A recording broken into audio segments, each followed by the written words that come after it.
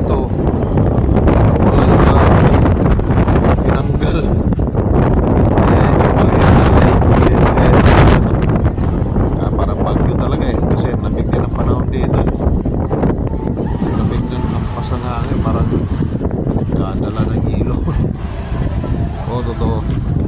Kahit sino mga rider ito, pinabalik-balikan talaga eh. Tsaka kung pumasok ka dyan, 50 lang yung bayan. Magsawa ka na doon sa taas dahil maganda yung, lalo na yung nasa tuktok ka na doon. Kita mo lahat sa baba, tapos maraming doon, mga gandang